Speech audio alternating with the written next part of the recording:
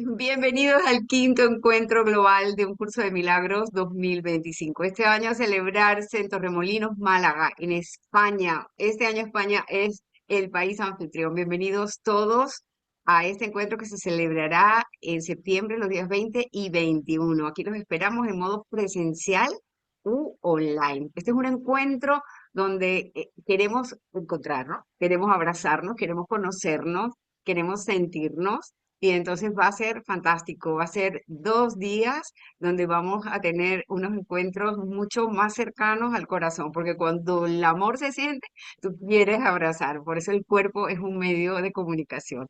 Bienvenidos al encuentro global.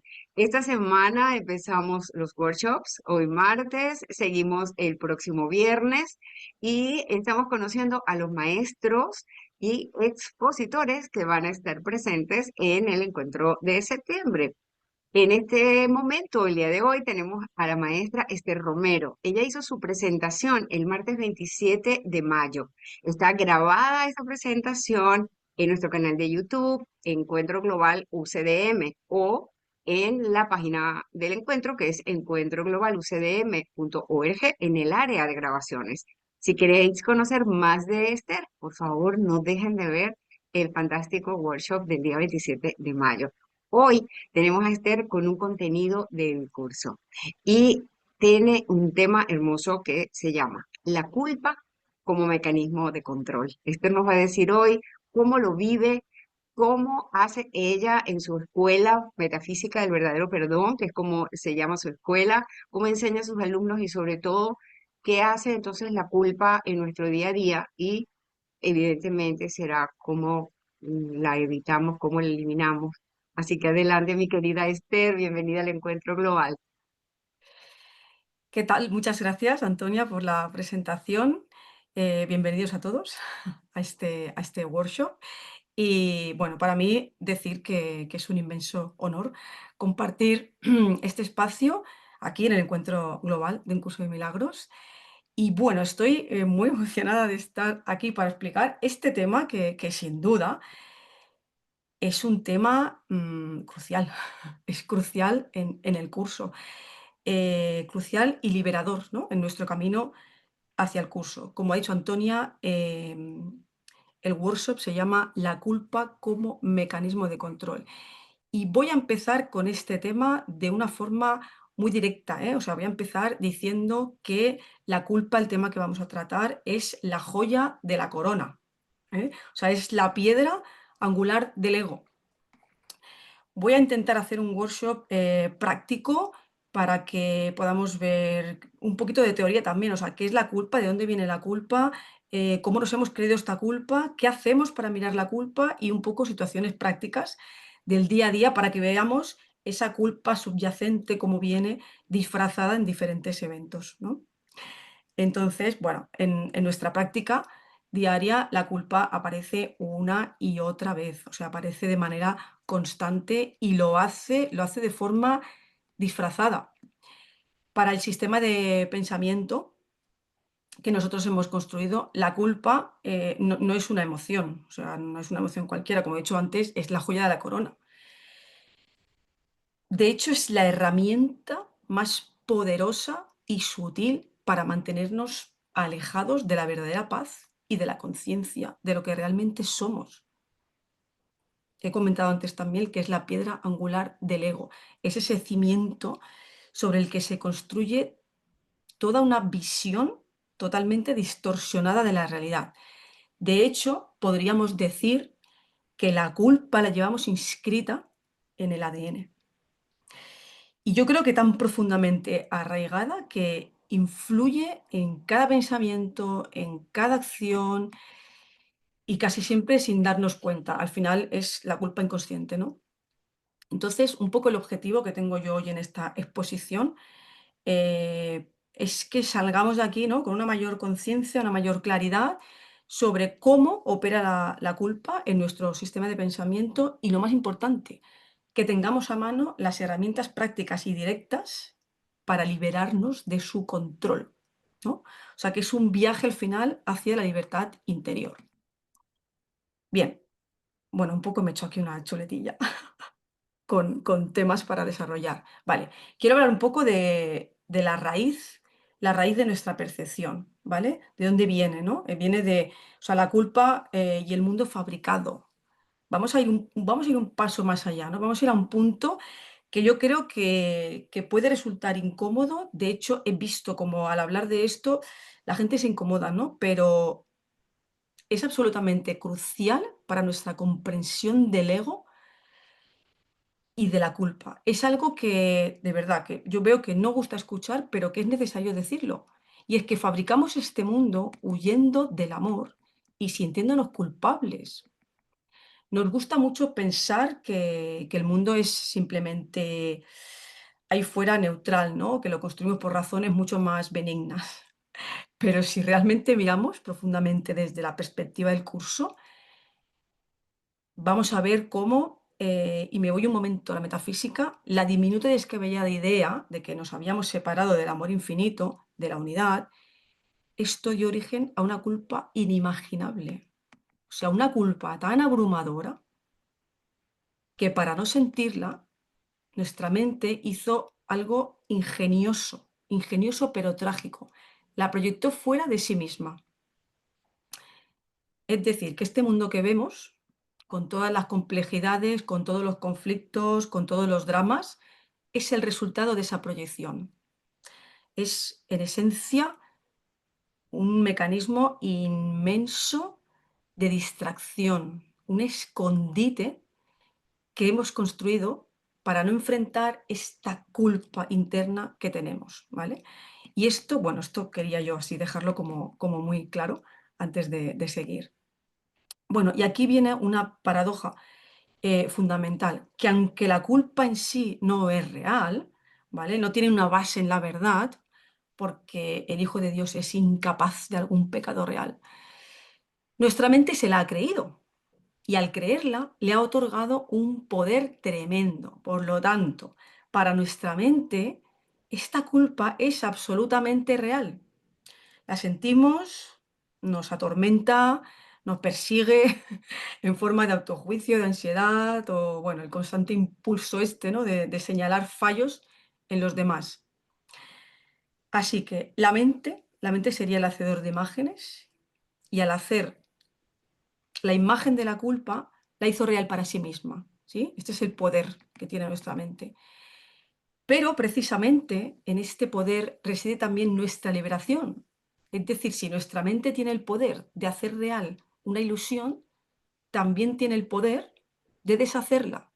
Así que la buena noticia es que hay que mirar dentro para poder deshacerla.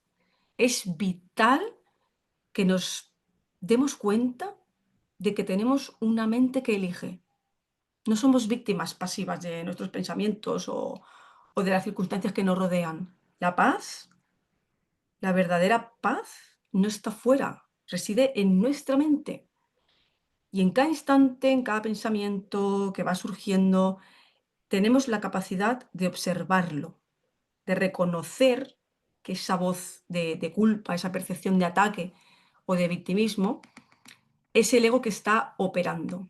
Así que tenemos que observar esa mente que elige, cómo, sin juicio y sobre todo con la disposición de elegir de nuevo, de elegir ver otra cosa, de ponernos otras gafas diferentes. Y este reconocimiento del poder de nuestra elección interna es el primer paso hacia la libertad verdadera. Bien, quería también hablar un poco del tema de las relaciones, o sea, de cómo las relaciones son espejos de nuestra culpa. Así que vamos a hacer esto un poquito más práctico, ¿vale? Y ahora vamos a pensar en un campo de juego, ¿vale? Donde la culpa se manifiesta de forma muy evidente, aunque, bueno, inconsciente, ¿no? En nuestras relaciones, desde las más íntimas hasta las más casuales, usamos a los demás de maneras que quizá nunca habíamos considerado, ¿no? Esto es un patrón que se viene repitiendo, esto se repite constantemente. Mm, Al final utilizamos las relaciones para ver la culpa en otros y no en nosotros. Es mucho más fácil señalar un defecto una falta o un error en alguien más que reconocer esa dinámica misma o esa propia sensación de no ser suficiente en nuestro interior. Y este es el acto de la proyección, ¿no?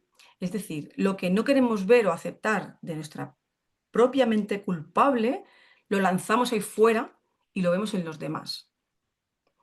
Si creemos que hay algo malo, ¿no?, en nosotros, el ego es como que nos dice: "Mira, esto está en aquel, ¿eh? Esto no está en ti, ¿eh? Esto está en este que tienes enfrente", ¿sí?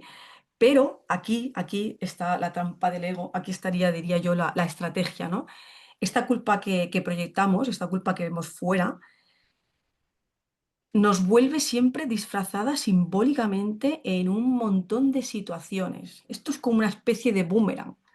Si estamos constantemente señalando y juzgando la culpa en los otros, el mundo nos va a devolver situaciones en las que nos sentimos víctimas, atacados, juzgados, o que algo malo ocurre en nosotros, ¿no? Que algo malo pasa con nosotros. Y esto es un poco el eco de nuestra propia proyección. Es un poco la culpa buscando ser reconocida para poder ser deshecha. Es decir, nos lo muestra de vuelta una y otra vez hasta que estemos dispuestos a verla donde realmente está, que es en nuestra propia mente. ¿Sí? Entonces, otra buena noticia es que esto no es una condena. Al final es una oportunidad tremenda. Nuestras relaciones, que a menudo son, bueno, siempre son, eh, son una fuente de conflicto, de dolor, ¿no? Cuando operamos desde la culpa, ¿eh? Se pueden convertir en nuestras mayores herramientas de liberación. Precisamente por esto, porque podemos utilizar a los otros como espejos para mirar dentro lo que estamos proyectando fuera. Así que a mí me gusta decir que al final el mundo es un laberinto de espejos. Si tú te sientes frustrado con alguien o si el comportamiento de otra persona te irrita profundamente, detente ahí un momento, respira y pregúntate, ¿qué me está mostrando esto de mí? ¿No? ¿Qué creencia de culpa estoy yo proyectando aquí? Porque cada situación, cada encuentro, de verdad que es una invitación a mirar más allá de la forma a la causa que está en nuestra mente, o sea, que está dentro, ¿vale? Y al hacerlo, lo que hacemos es dejar de ser víctimas de las circunstancias externas y recuperar el poder de nuestra elección interior. ¿M? Vale, un poco también me gustaría hablar de la dinámica del ego en la culpa. ¿Cuál es la dinámica del ego? O sea, ¿qué es lo que el ego, cómo opera el ego en la culpa? Ahora que hemos visto que la culpa es la piedra angular del ego, que nuestra mente se ha creído y como la proyectamos en nuestras relaciones, ¿no? Entonces ahora es momento de desenmascarar el plan del ego, ¿no? El plan egoico. Porque como he dicho antes, la culpa no es un sentimiento molesto, ¿eh? Es la herramienta principal que el ego utiliza para mantenernos bajo su control, para que no recordemos la paz de Dios. Entonces, pensemos un momento en lo siguiente. El ego es una invención, ¿sí? Es una ilusión que nos convenció de que nos separamos del amor. Entonces, para que esta ilusión sobreviva, ¿qué es lo que necesita? Necesita que nosotros creamos que somos culpables, ¿sí? O sea, si tú eres culpable, entonces hay algo malo contigo, algo pasa, algo que debe ser castigado. Y si crees que mereces castigo, entonces ¿qué haces?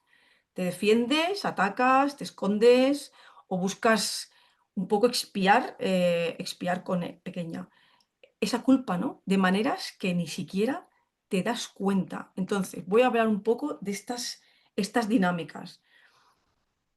¿Cómo sería, o sea, cómo evolucionaría este ciclo al final, que es la ratonera egoica, ¿no? Eh, ¿Qué pasa cuando uno se siente culpable? Cuando tú te sientes culpable, la culpa lo que hace es generar miedo. Si tú te sientes culpable, temes al castigo.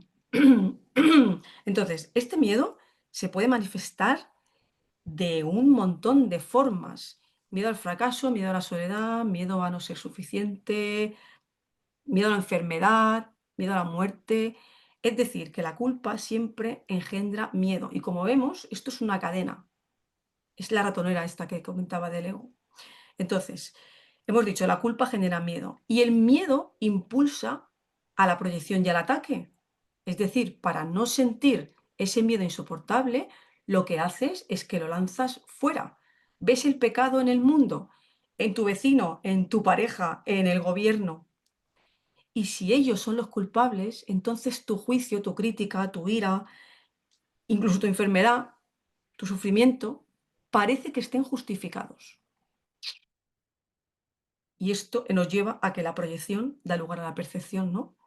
Y esa percepción nos hace ver un mundo peligroso, un mundo lleno de amenazas, que al final no es más que el reflejo de la propia culpa no resuelta, ¿sí?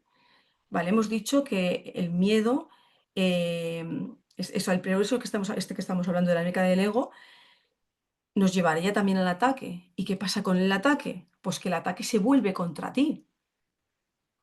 Y aquí viene una parte muy sutil, ¿vale? O sea, esta culpa que proyectas y este ataque que lanzas, no desaparecen. Esto vuelve a ti y aparte vuelve de formas disfrazadas simbólicas. Si tú vives culpando a otros, te vas a sentir víctima de las circunstancias. Si te sientes pegador, tu cuerpo puede enfermar como una forma de como un castigo autoimpuesto. Si tú te crees defectuoso, te estás autosaboteando. El ego te dice, mira, esto te pasa porque tú lo has causado, porque tú eres culpable. Es decir, te atrapa en un ciclo de sentirte siempre, siempre, siempre como en deuda o bajo una amenaza. Entonces, ¿qué pasa aquí? Que hay una necesidad de control extremo.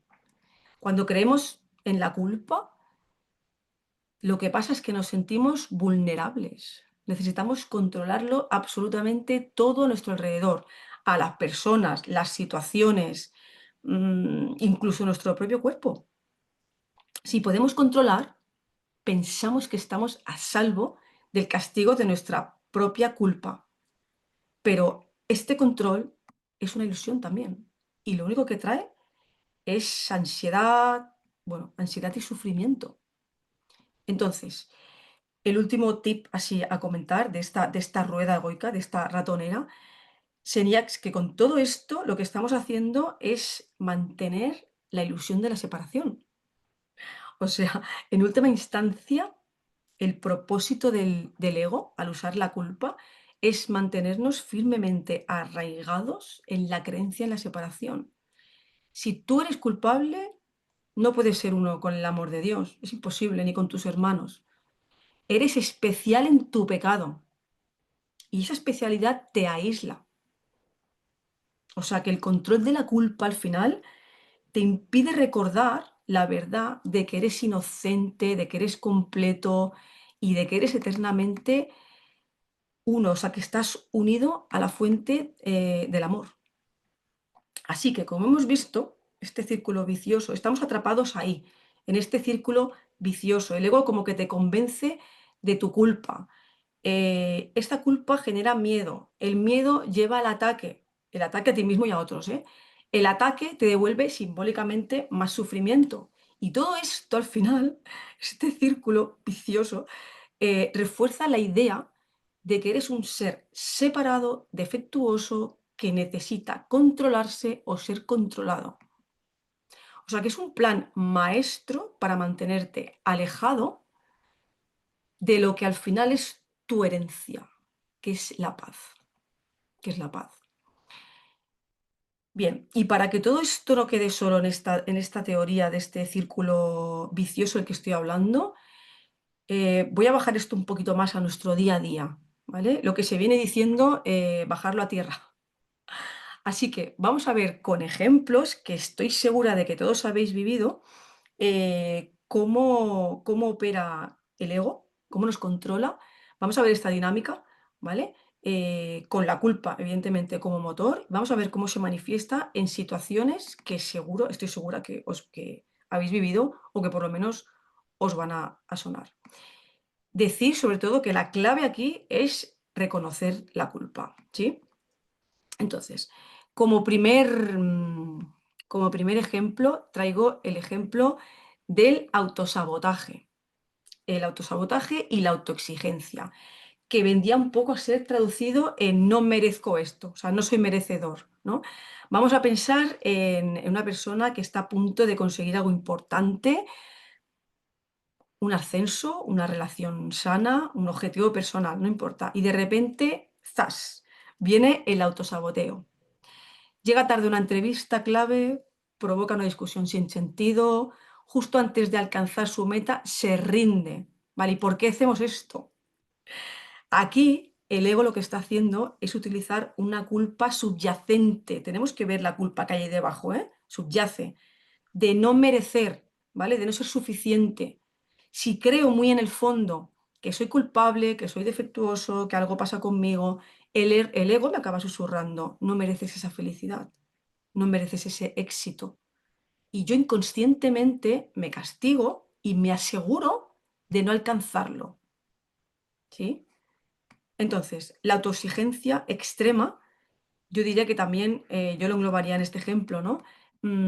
Forma parte de esto. O sea, si soy perfecto, quizás la culpa no sea descubierta.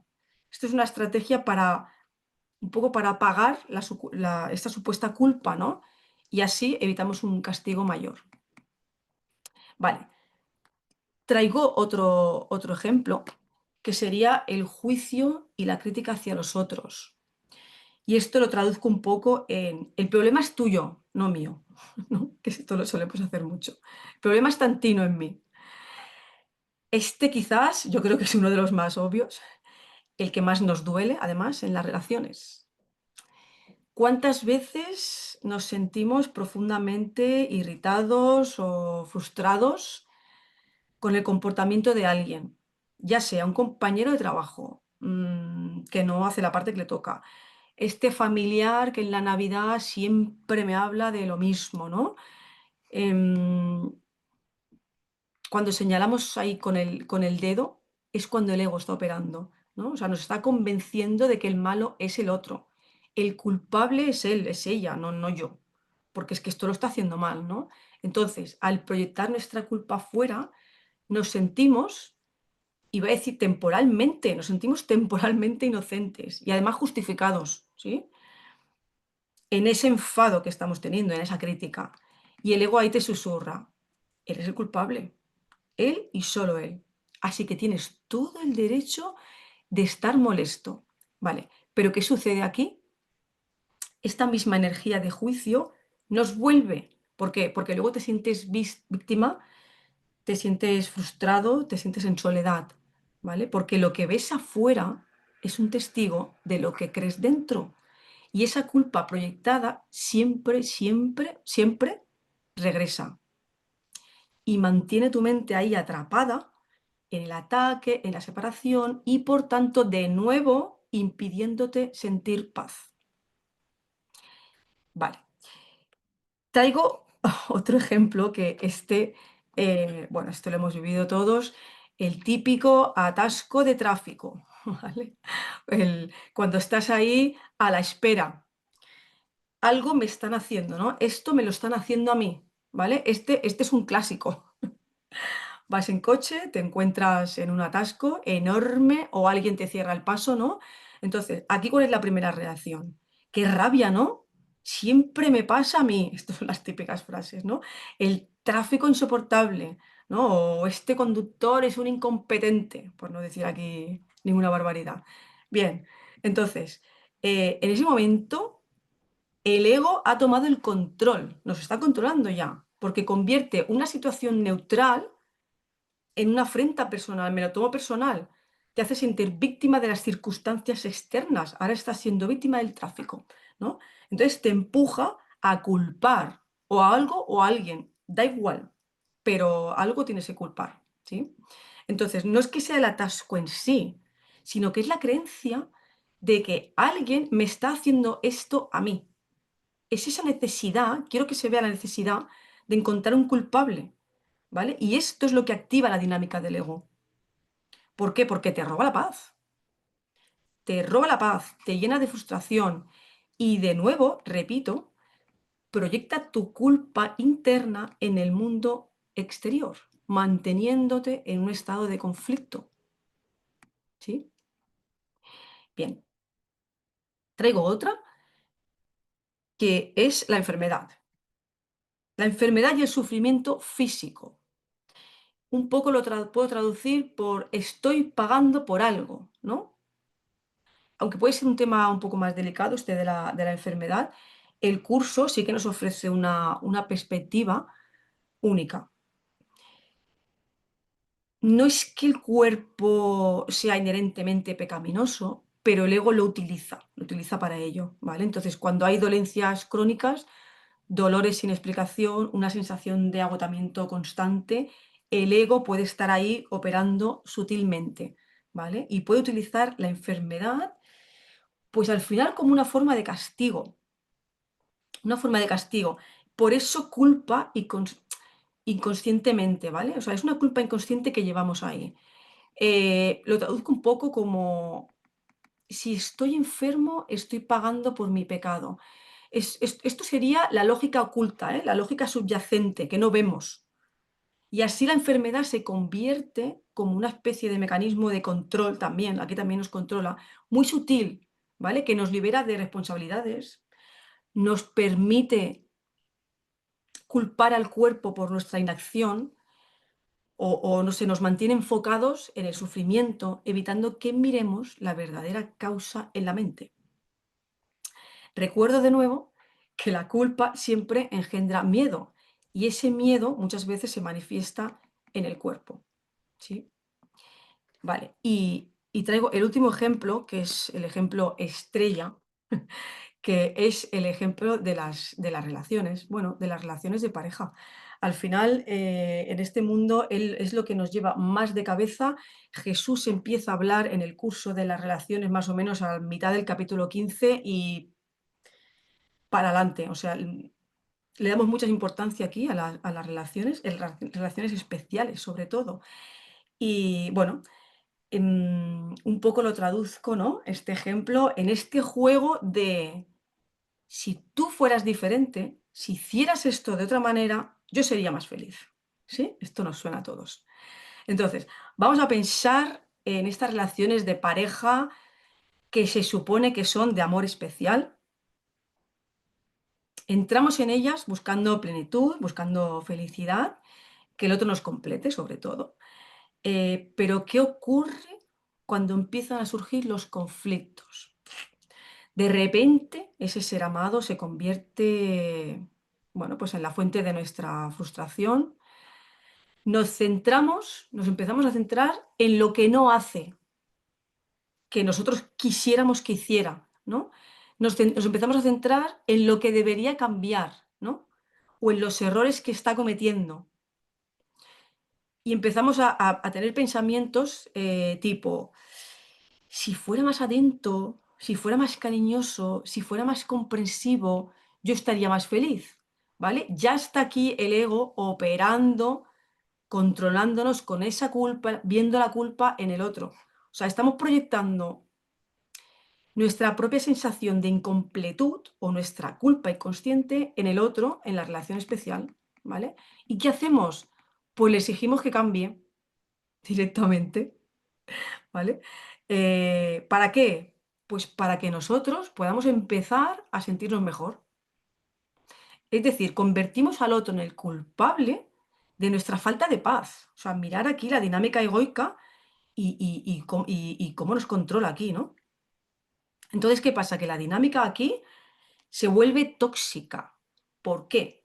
Porque si el otro no cumple, yo me siento defraudado. Y quizás hasta justificado en mi resentimiento, en mi dolor, en mi sufrimiento, incluso en mi ataque. Es decir, que al mantener al otro en este rol de culpable por mi felicidad, ¿cuál es la dinámica aquí del ego? Se está asegurando de que la verdadera causa de mi malestar, es decir, mi propia creencia en la culpa, permanezca oculta. ¿Y qué pasa? Que me impide ver la inocencia, tanto en el otro como en mí mismo. Esta es una poderosa forma de control, ¿eh? Es muy poderosa, que es que nos mantiene separados, repito otra vez, como en todos los ejemplos, de la verdadera conexión y de la paz que podemos encontrar estando con una pareja, si elegimos mirar de otra manera. Entonces, como vemos, la culpa no es solo un concepto así abstracto del curso, es una fuerza activa y súper poderosa que el ego utiliza para controlarnos en nuestro día a día. Así que, como he dicho antes, reconocerla sería el primer paso, ¿vale? Para desmantelar esta influencia, ¿sí? Y bueno, un poco después de explicar estas dinámicas egoicas y estos ejemplos, me gustaría explicar cómo no, me gustaría hablar un momento de la herramienta que tenemos de liberación. Porque claro, hemos hablado de la dinámica de la culpa, pero ahora qué hacemos, ¿no? ¿Cómo miro dentro? O sea, ¿qué podemos hacer? Y el curso, el eje central del curso nos habla de una herramienta que es el perdón, ¿no? Entonces, he desvelado cómo la culpa, ¿no? Es el mecanismo maestro del control del ego, esa ilusión que nos tiene atrapados, que nos hace ver un mundo de separación, un mundo de ataque, ¿vale? Y vengo con otra buena noticia, y esta es la gran revelación del curso para mí, y es que no estamos indefensos. Tenemos ahí una herramienta poderosísima, la más poderosa de todas, que diluye por completo la ilusión de la culpa, ¿sí? Entonces, para el curso, el perdón obviamente no es el perdón que el mundo nos ha enseñado, ¿vale? No se trata de perdonar pecados reales, porque como hemos visto, la culpa y el pecado son ilusiones, ¿vale? Pero el perdón del curso es mucho más profundo. Es simplemente elegir ver la inocencia donde el ego insiste en ver la culpa.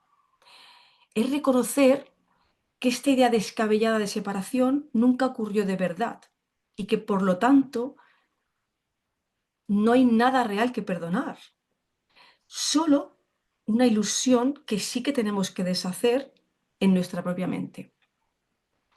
Cuando perdonas, en realidad, estás deshaciendo la culpa en tu mente. Así que la herramienta del perdón nos libera del control del ego. ¿Por qué? Porque nos saca del ciclo, ese que he estado explicando, de ese círculo vicioso, esa ratonera egoica, nos saca del ciclo del ataque y de la defensa. Nos permite dejar de proyectar la culpa ahí hacia afuera y nos permite también verla volver disfrazada. Yo diré también que nos da la capacidad, o sea, la capacidad plena de mirar dentro y elegir de nuevo, de optar por la paz en lugar del conflicto. Cada vez que elegimos ver la inocencia en nosotros mismos o en un hermano, cada vez que elegimos el perdón en lugar del juicio, estamos deshaciendo el poder que tiene la culpa.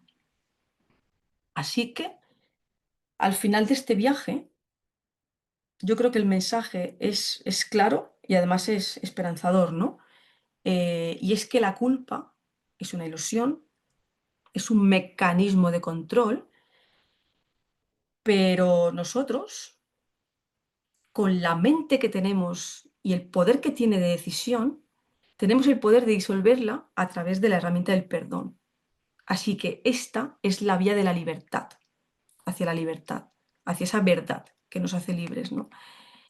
Y hacia la paz de Dios, que en verdad ya es nuestra, ya está ahí. No se busca, se elige, se elige. Y bueno, un poco como conclusión y un poco para acabar, quería decir también algo. Me gustaría comentar, y esto lo tengo aquí apuntado como, tengo apuntado, un camino para valientes. Bien, y aquí es donde quiero también ser muy clara, así de como he empezado al principio, ¿no? Aunque la culpa no es real, porque no es real, ya hemos dicho que es una ilusión, el ego se esfuerza al máximo por proteger esa ilusión. ¿Y cómo lo hace?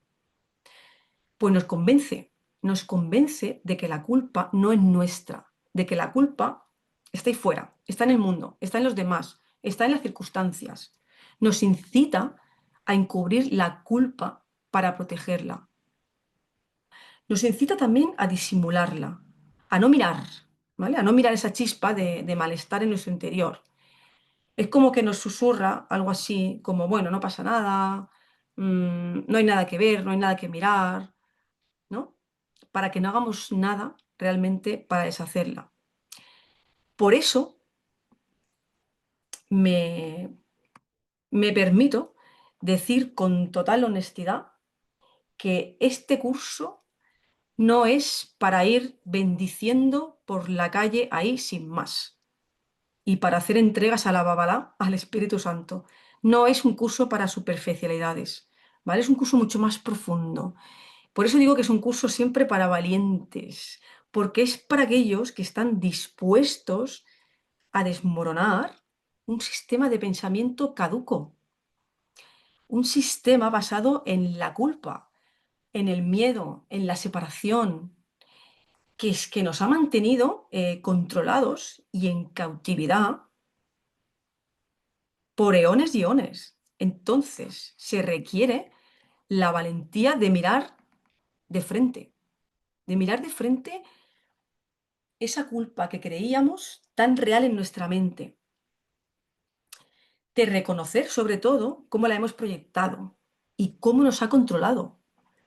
Así que requiere la valentía también de ser el único responsable de lo que sientes, de lo que percibes, de lo que piensas, el responsable de tu propia paz. Este es un trabajo interno y es un compromiso con la verdad que al final deshace todas las ilusiones. Así que esto no es un camino de evasión, ¿vale?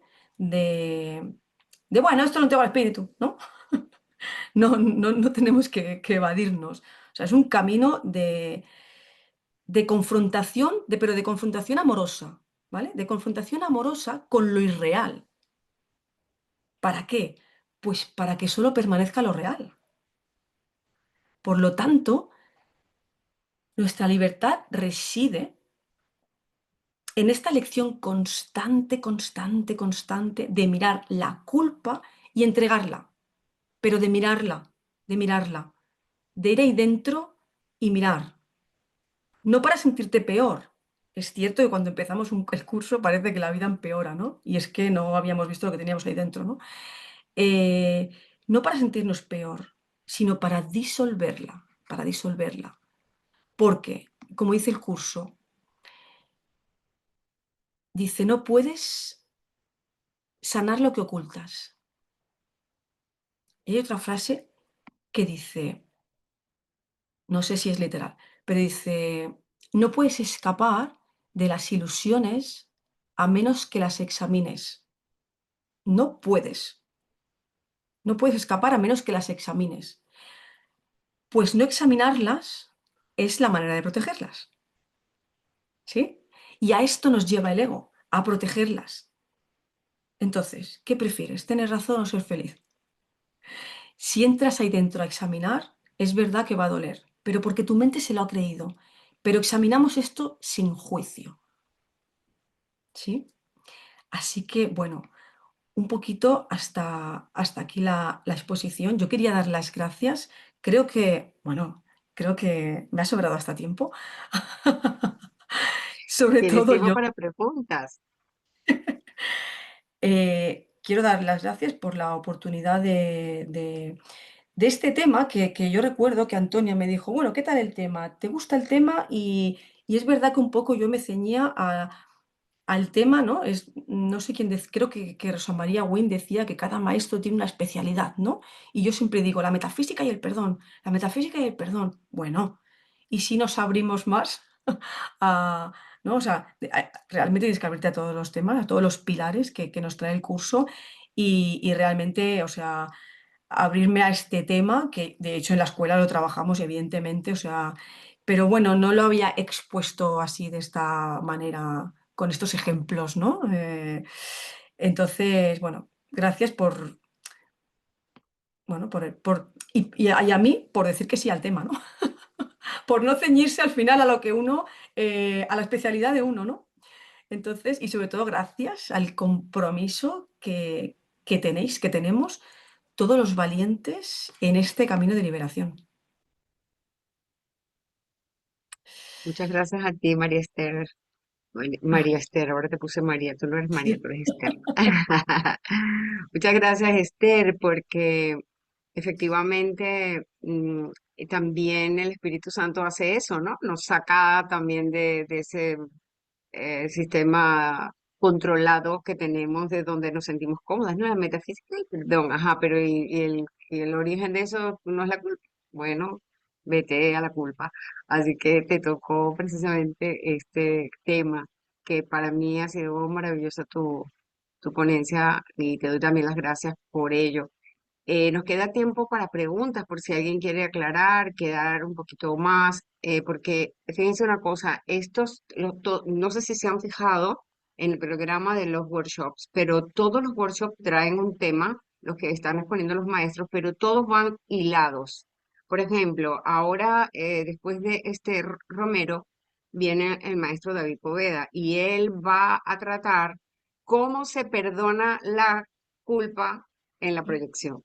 Entonces, todos van hilados. ¿Por qué? Porque en 50 minutos no podemos explicar el curso entero, que también, pero como lo queremos hacer como por pedacitos para que todos podamos hacer, digamos, el rompecabezas completo, lleno de luz, pues que conste que cada maestro está dando un tema, está hilado con el siguiente. ¿Qué significa esto? Que como todos los workshops están quedando grabados en YouTube del encuentro, que se llama Encuentro Global UCDM, y también en la página de Encuentro Global UCDM, que está aquí, .org, en el área de grabaciones, pues ustedes si lo quieren, van a poder ver uno detrás de otro, porque cada maestro le va a traer como hilado todo lo que efectivamente necesitamos saber. El último maestro que va a exponer el día 29 de agosto, que será el último, nos va a decir cómo vivir en felicidad total. Así que, y si miren el primer workshop, que casualmente no fue el mío, porque yo abrí este show de los workshops, pues yo les dije cómo se formó el ego y de ahí en adelante cómo, cuáles son las estrategias. Hoy, Esther, gracias, nos estás diciendo la llave de control que tiene el ego para mantenernos en el miedo, ¿no? En la separación, creer que mi hermano y yo estamos separados, no tenemos nada que ver. Y entonces ahora más adelante viene la llave de la liberación. Así que bueno, chicos, nos quedan 5 minutos si alguien quiere hacer preguntas para Esther y ya luego yo despedir el workshop.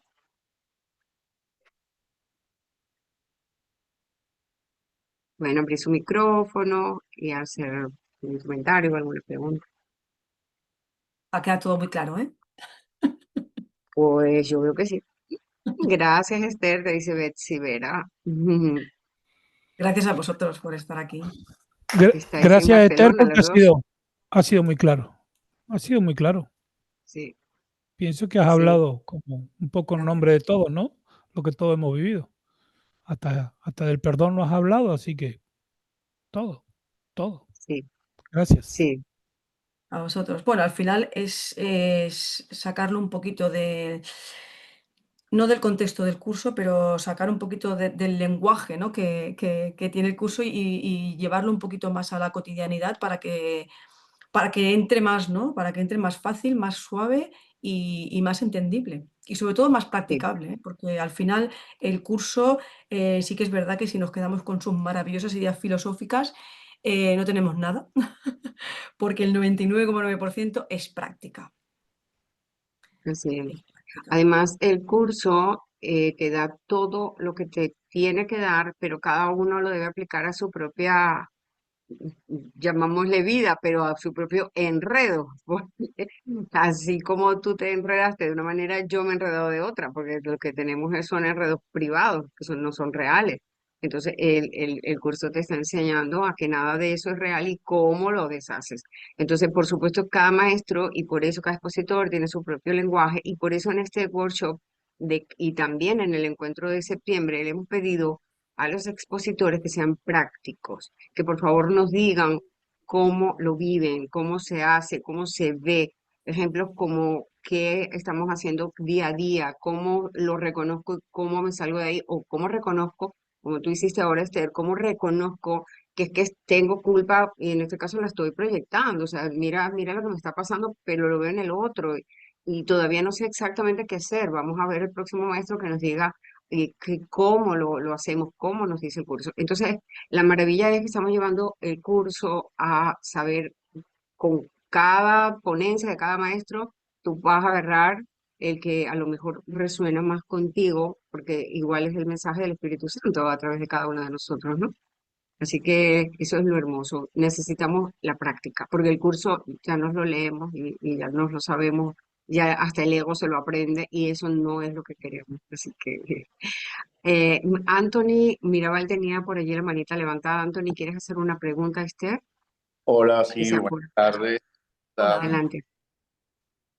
Bueno, yo en todo lo que expusiste de verdad fue muy interesante y yo quería preguntarte o sea, cómo la culpa y el miedo se relacionan, ¿cierto? Y cuán de ello se apodera de uno y pudiera deshacer ante un evento que nos compromete y nos pone en los estados de alerta o digamos un estado comprometedor, bien sea en nuestro estado de ánimo, nuestra salud, cómo podemos sentir esa situación donde, a ver, entramos en pánico, nervios y no podemos resolver porque nos quedamos atrapados en esas emociones, aún pudiendo reconocerlas y quedar como que ya va. Me quedo en stop, paralizado, analizo, pero la mente del ego nos envuelve tanto que creemos que no podemos salir de esa situación.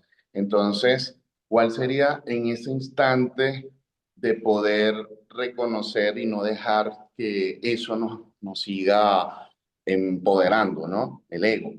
Entonces, ¿qué herramienta Gracias. sería el momento para poder salir de ello? Bueno, gracias por la pregunta, a lo que comentas al principio, ¿no? O sea, cómo relacionamos el, la culpa con el miedo. Al final está directamente relacionado. em, Cuando uno, esto es como un círculo, cuando uno, es como una especie de círculo vicioso, cuando uno se siente pecador, ¿vale? Siente culpabilidad, por lo tanto tiene miedo de lo que le puede venir, tiene miedo del castigo, así que va directamente ligado, o sea, la culpa y el miedo están ligados. Esto lo he comentado antes en el tema de la enfermedad, ¿no? Hay mucho autosabotaje ahí. Si yo me autocastigo ahora con una enfermedad, es posible que mitigue el castigo de Dios. Y eso porque me siento culpable. Y por eso tengo miedo porque creo que he pecado, ¿no? Esto es aquello de pecado pasado, presente culpable, futuro miedo, ¿no? O sea, como ves, va totalmente ligado. Entonces, ¿cómo salgo yo de esta situación? Porque es cierto que nos bloqueamos. Salgo a través de la herramienta del perdón. Pero claro, cuando estoy en una situación y la situación me pilla de, ¿no? ¿Por qué me ha pillado de improviso? Porque no estaba atento. Hay que estar siempre en presencia, por lo menos intentar y trabajar para estar en presencia. Cuando yo estoy en presencia, ¿sí? ¿Qué quiere decir estar en presencia? Estar desde el observador, ¿vale? Yo soy la conciencia observadora que sabe que tiene una mente que tiene el poder de decidir. Y esa mente ha decidido en un primer momento, se ha decidido por el sistema de pensamiento egoico. Por lo tanto, lo va a estar eligiendo inconscientemente. Cuando yo estoy en la posición del observador, ¿sí? Entonces yo me doy cuenta cómo la mente elige.